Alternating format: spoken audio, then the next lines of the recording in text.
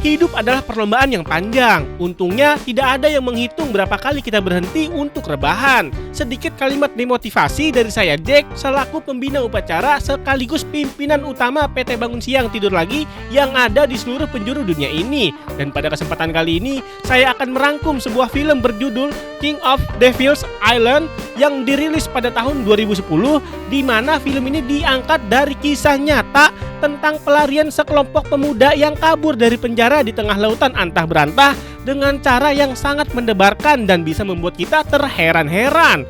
Penasaran dengan bagaimana alur filmnya?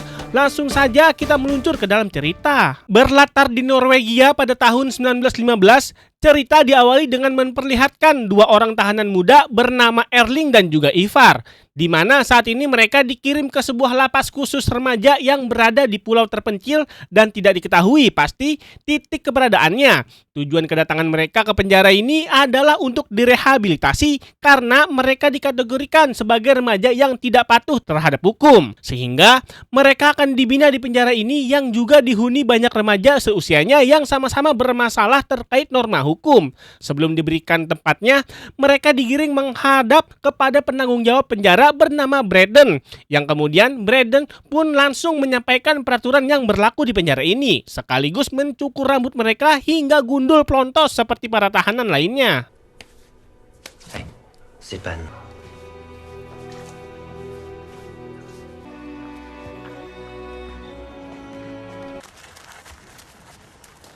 Tak lama kemudian, Erling dipanggil oleh kepala penjara bernama Beste, di mana beliau menduga bahwa Erling sudah pernah melakukan tindak pembunuhan sebelumnya, sehingga ia diperingatkan untuk selalu bersikap baik selama berada di penjara ini dan harus mematuhi segala aturan yang berlaku. Tapi tak lama, istri Beste yang bernama Astrid masuk ke dalam ruangan dan berkata bahwa kehadiran Erling di penjara ini akan membuat suasana menjadi kacau. Namun Beste berupaya menenangkan istrinya dan berkata bahwa semuanya akan baik-baik saja.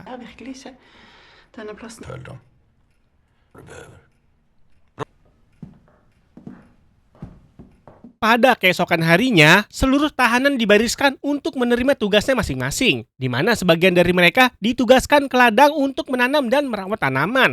Sementara itu, Erling mendapat tugas bersama salah satu tahanan lain bernama Olaf untuk membersihkan toilet yang berada di dekat pantai.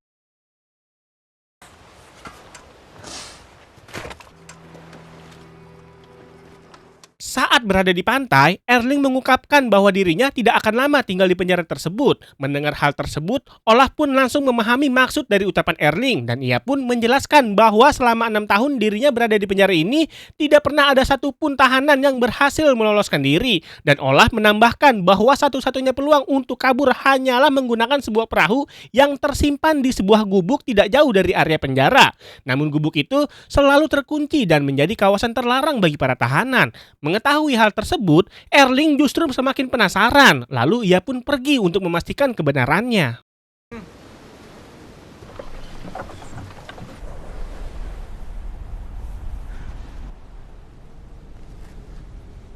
Di sini Erling melihat bahwa perahu tersebut memang benar-benar ada, dan ketika Erling berusaha membuka gemboknya, ia kepergok oleh Astrid yang sedang melintas, sehingga beberapa penjaga pun langsung mengepungnya dan langsung memberikan sanksi atas tindakannya. Pada malam harinya, ketika seluruh tahanan hendak beristirahat, Ivar terlihat panik karena jam tangannya tiba-tiba raib. Braden yang mendengar keributan itu segera datang dan tanpa perlu waktu lama, ia langsung mengetahui siapa pelakunya.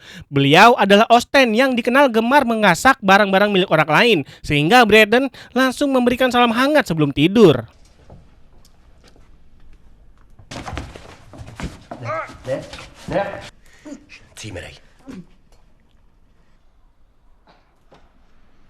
Pada keesokan harinya, ketika Erling sedang mandi, ia seperti diledek oleh Osten. Yang tanpa basa-basi, Erling langsung segera merujaknya. Lalu saat di kelas, Erling diminta membaca oleh guru di penjara itu. Namun Erling tidak bisa membaca tulisan yang ada di depannya karena ia tidak pernah mengenyam pendidikan sejak kecil. Beruntung, Olaf dengan sigap membacakan tulisan itu untuknya. Dan sang guru yang tidak hafal nama-nama anak di penjara itu tidak menyadari bahwa yang membaca tulisan itu bukanlah Erling. Ut i den hensikt at slakte et kid og en gjet ligge i skyggen med 2. Sore harinya, saat para tahanan sedang beristirahat, tiba-tiba Breton datang memberitahu Ivar untuk latihan senam jari. Tentu saja, hal itu membuat teman-temannya sangat heran dan merasa curiga kepada Breton. Dan setelah itu, Erling yang tidak bisa membaca minta Olaf agar membacakan surat yang dikirim oleh kekasihnya. Dan dengan senang hati, Olaf pun membacakannya. Jeg er redd når jeg ser utover havet. Sist du var her, da du skjønte at jeg ikke visste hva en Pada malam harinya, saat para tahanan lain sudah terlelap, Erling dan Olaf yang kebetulan masih terjaga secara diam-diam menyaksikan Ivar yang pulang seperti menangis usai dipanggil latihan oleh Breton. Dan sepertinya Breton sudah melakukan tindakan menyimpang yang membuatnya sangat terpukul dan merasa terhina.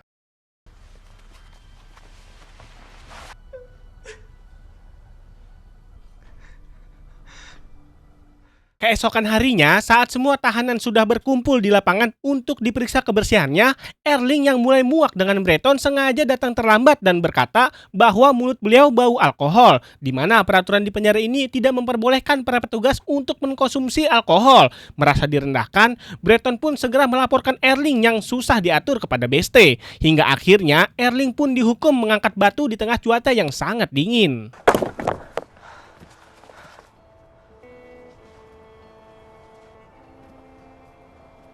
Setelah hukuman selesai, Erling pun memasuki asrama. Namun, ia mendapati surat miliknya dijadikan bahan olokan oleh Osten, hingga ia pun langsung menghajar beliau. Olaf pun berupaya melerai mereka yang sudah ricuh, tapi akibat perbuatannya, mereka bertiga malah dijatuhi sanksi dan dibawa ke hutan untuk menebang pohon-pohon besar yang akan dimanfaatkan sebagai kayu bakar.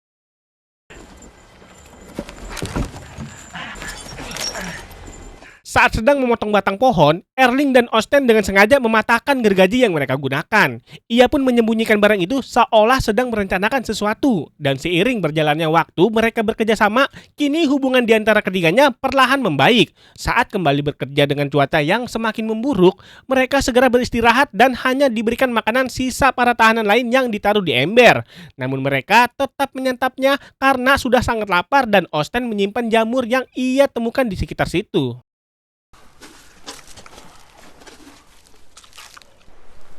Må ikke spy.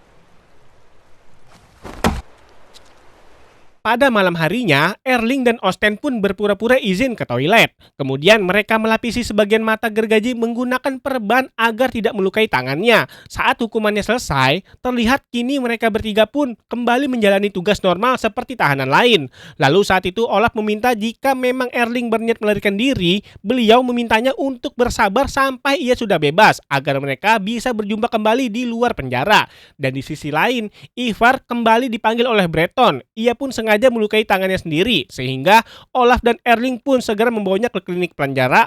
Dan saat perawat sibuk menangani luka Ivar, diam-diam Erling mengambil kunci cadangan yang tersimpan di ruangan tersebut.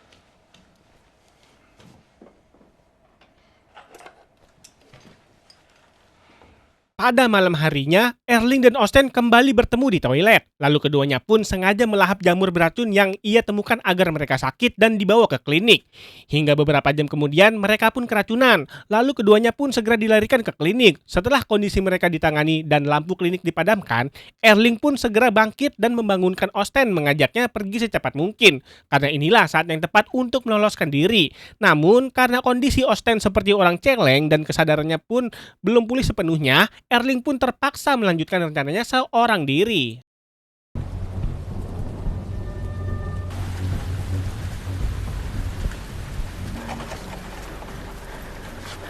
Namun tanpa disadari, Ivar yang sudah berada di klinik diam-diam mengikuti Erling. Ia pun memohon agar diizinkan ikut melarikan diri karena dirinya sudah tidak tahan berada di penjara ini. Namun Erling tidak mengizinkannya karena beliau bisa saja menghambat pelariannya. Karena kecewa tidak diajak kabur, Ivar pun akhirnya melaporkan pelarian Erling kepada Breton. Hingga tak lama kemudian, beberapa petugas pun segera bergerak menuju gubuk. Namun Erling sudah lebih dulu meninggalkan pulau menggunakan perahu.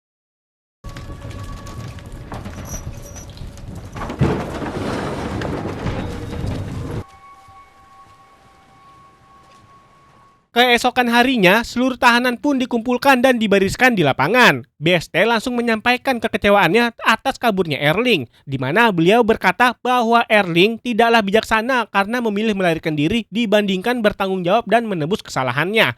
Tapi ia tidak khawatir sama sekali karena cepat atau lambat Erling akan tertangkap dan dibawa kembali ke penjara ini.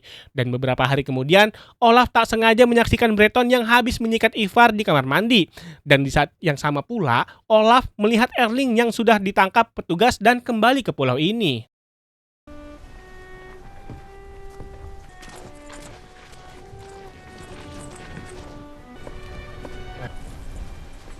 Karena aksi pelariannya, Erling pun dijatuhi hukuman dengan dicambuk sebanyak 20 kali. Dan orang yang mencambuknya diserahkan kepada Olaf karena ia dianggap lalai menjaga kepercayaan yang telah diberikan oleh para penjaga. Sätt, gör det ordentligt.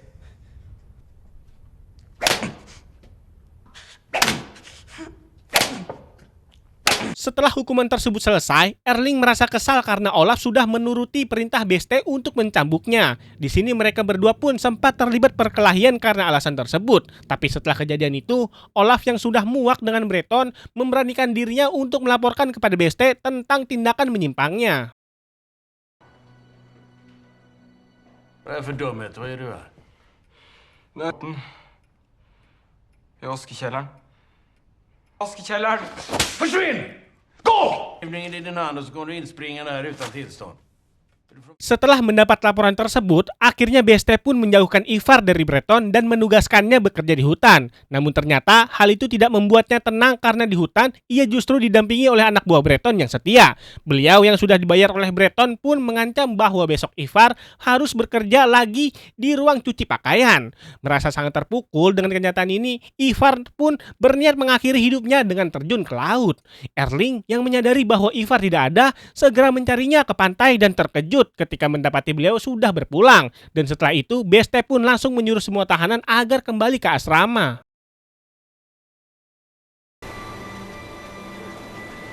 Hämta sjuksköterskan och vagn.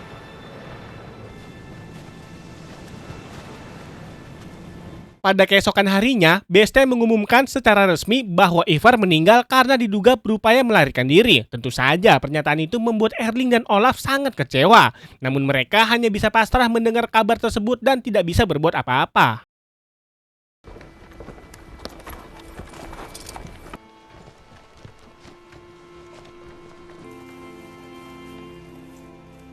Setelah itu, BST pun menemui Breton untuk menindaklanjuti laporan yang disampaikan oleh Olaf mengenai pelecehan yang dilakukan Breton terhadap Ivar. Awalnya, si Bagong masih bungkam dan tidak mau mengaku. Namun BST menegaskan bahwa Breton tidak akan bisa mengelak karena Olaf menjadi saksi mata dengan matanya sendiri dan ia akan dipenjara untuk waktu yang lama. Akan tetapi, Breton mengancam jika dirinya benar-benar dipenjara, maka ia akan membongkar semua kebobrokan BST yang selama ini sudah menyalahgunakan sebagian besar anggaran penjara untuk kepentingan pribadi dan bukan untuk kesejahteraan penjara.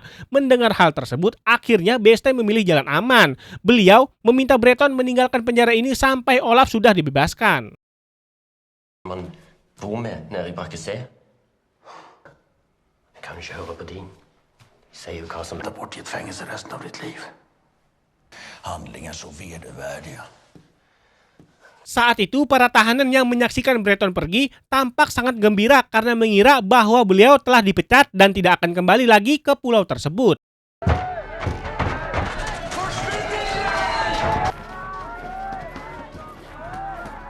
Beberapa hari kemudian, penjara memasuki masa pembebasan dalam waktu 1 minggu, di mana sejumlah tahanan dijadwalkan bebas yang salah satunya adalah Olaf. Menjelang pembebasan itu, anggota dari pusat datang ke penjara untuk memeriksa kondisi lapas dan keadaan keamanannya. Satu persatu mereka yang akan dibebaskan pun menjalani pemeriksaan kesehatan dan ditanyai mengenai pelajaran pembinaan yang telah diterima selama di penjara. Ketika giliran Olaf, ia mendapati pertanyaan terkait kabar adanya pelecehan yang dilakukan Breton terhadap Ivar. Namun ketika Olaf hendak mengungkapkan kebenarannya, BST segera memotong pembicaraan bahwa anak yang meninggal sebelumnya itu adalah tahanan yang bermasalah dan sulit diatur.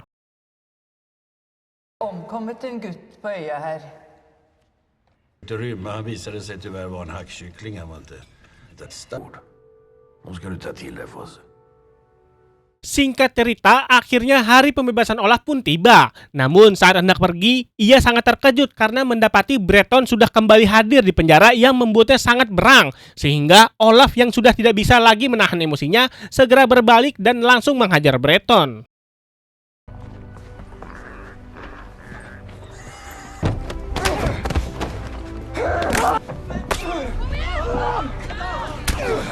Melihat Olaf dipegangi para penjaga, Erling pun langsung membantunya bersama Osten. Namun mereka yang hanya bertiga akhirnya berhasil dilumpuhkan oleh para penjaga dan dibawa ke ruang isolasi yang berada di bawah tanah, yang merupakan tempat paling menyiksa di penjara ini, di mana hal itu membuat mereka benar-benar sangat menderita dan Beste sangat menyayangkan tindakan Olaf yang sudah hampir bebas. Karena Olaf sudah berbuat baik selama 6 tahun di penjara, namun ia malah menyanyiakan kesempatan hanya untuk menghajar Breton. Akan tetapi, Olaf tidak peduli meskipun kini harus ditahan lagi.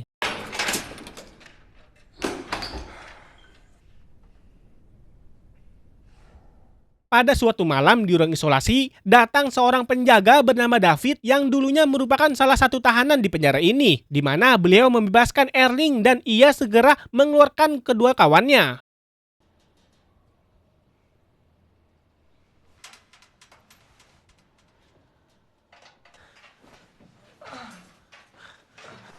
Keesokan paginya, ketika Breton datang untuk melakukan pemeriksaan, mereka pun nekat berupaya merebut ruang kunci isolasi secara paksa. Setelah mendapatkan kuncinya, mereka pun segera mengejar Breton yang berusaha kabur hingga ke tengah lapangan.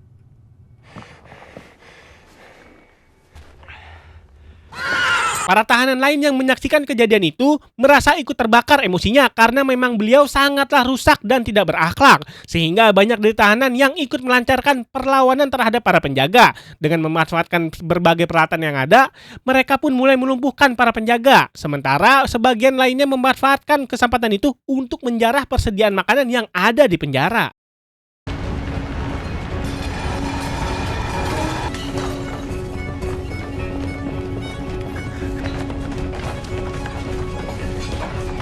Di sisi lain, Breton yang berhasil kabur dan sedang bersembunyi dihajar oleh David yang selama ini sudah memendam kebencian kepadanya. Karena ternyata bukan hanya Ivar saja yang menjadi korban, melainkan banyak juga tahanan lain sebelumnya. David pun segera menyerahkan Breton kepada para tahanan.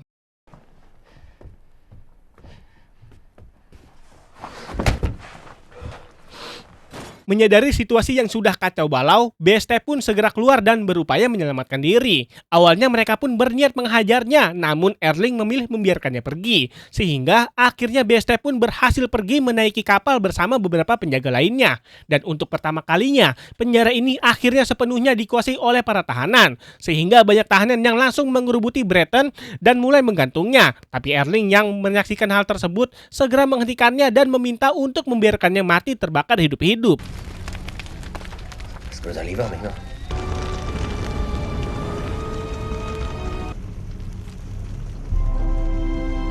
Pada keesokan harinya, Erling dan Olaf pun segera menggerakkan para tahanan untuk mengambil perahu dan mendorongnya ke laut. Namun saat mereka akan melarikan diri, datang sebuah kapal angkatan laut yang siap mengambil alih keadaan. Lantas, Olaf dan Erling pun langsung berlari dan memperingatkan yang lain agar bersembunyi.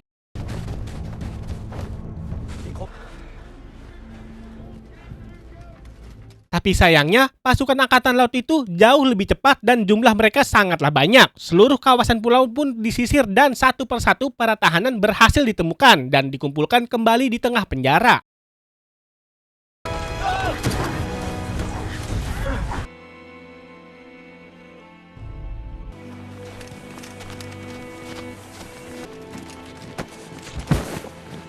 Di tengah kekacauan itu, Erling, Olaf, dan Osten yang tidak tertangkap segera keluar dari persembunyian. Mereka pun beranjak dari sana dengan niat menyeberangi teluk yang sudah membeku. Tapi belum jauh dari sana, Osten malah panik dan berlari ke arah yang keliru mendekati para penjaga, yang membuat beliau akhirnya kembali tertangkap.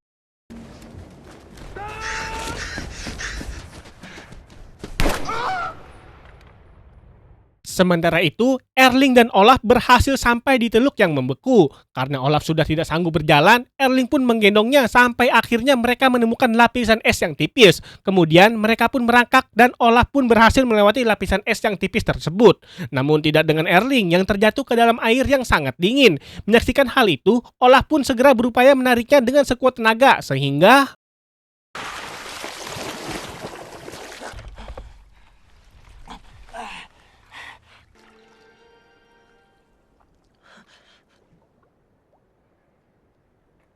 dengan sangat berat hati, Olaf pun terpaksa meneruskan perjalanan seorang diri. Akhirnya, Olaf pun berhasil melintasi teluk yang membeku dan keluar dari pulau penjara dengan selamat.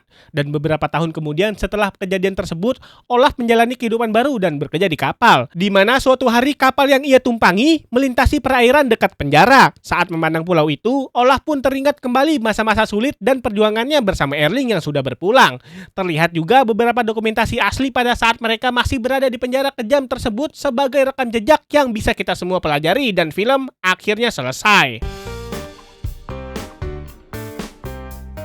Keberanian sejati bukan berarti tidak pernah merasa takut, melainkan tetap melangkah maju meski rasa takut itu selalu ada di setiap langkahnya. Sedikit kalimat penutup dari saya yang menggambarkan kisah perjuangan dalam film ini, karena kisah Erling dan kawan-kawan mengajarkan kita bahwa sekecil apapun ketidakadilan tidak seharusnya kita diamkan. Oke, segitu dulu aja. Terima kasih yang sudah nonton sampai habis. Saya Jack pamit undur diri. Sampai jumpa di video yang lainnya.